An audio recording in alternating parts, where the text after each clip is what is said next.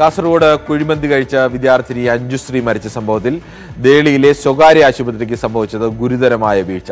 2 തവണ ചികിത്സ തേടിയിട്ടും ആരോഗ്യവകുപ്പിനെ വിവരം അറിയിച്ചില്ല എന്ന് ഇന്റലിജൻസ് റിപ്പോർട്ടിൽ പറയുന്നു.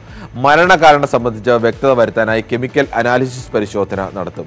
അഞ്ജുശ്രീയുടെ ആന്തരിക അവയവങ്ങൾ ഫോറൻസിക് ലാബിലേക്ക് വിദഗ്ധ പരിശോധനയ്ക്കായി അയക്കും. അണുബാധയെ തുടർന്നുള്ള ഹൃദയസ്തംഭനമാണ് മരണകാരണമെന്നാണ് പ്രാഥമിക നിഗമനം. അഞ്ജുശ്രീയുടെ പോസ്റ്റ്മോർട്ടം ഇന്ന് നടക്കും.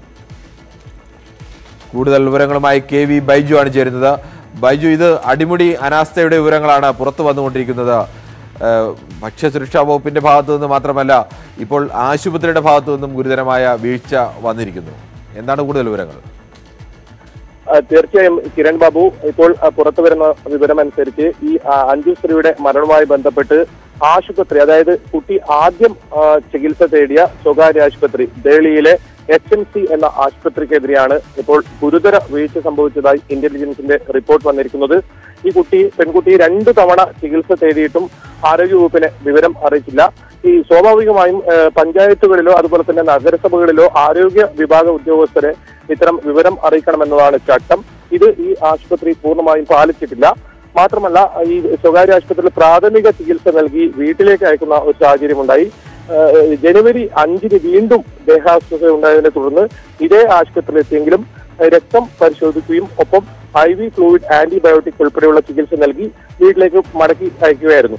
ജനുവരി 6-നാണ് കുട്ടിയുടെ സ്ഥിതി കൂടുതൽ ഗുരുതരമായതിനെ തുടർന്ന് മംഗലാപുരത്തെ കൊണ്ടുപോവുകയും ഇന്നലെ മരണം അടയുന്ന ഒരു സാഹചര്യമായി ഉണ്ടായി. എന്തായാലും ഈ മരണം അണുബാധയെ തുടർന്നാണെന്ന ഒരു പ്രാഥമിക പോസ്റ്റ്മോർട്ടം റിപ്പോർട്ടും ഇപ്പോൾ പുറത്തു വന്നിട്ടുണ്ട്. അണുബാധയെ തുടർന്നുള്ള ഹൃദയസ്തംഭനം എന്നാണ് പ്രാഥമിക നിഗമനം. എന്തായാലും ഇന്ന് വൈകിട്ടോടുകൂടി ഈ പോസ്റ്റ്മോർട്ടം റിപ്പോർട്ട് പൂർണ്ണമായിട്ട് നമുക്ക് അറിയാൻ സാധിക്കും.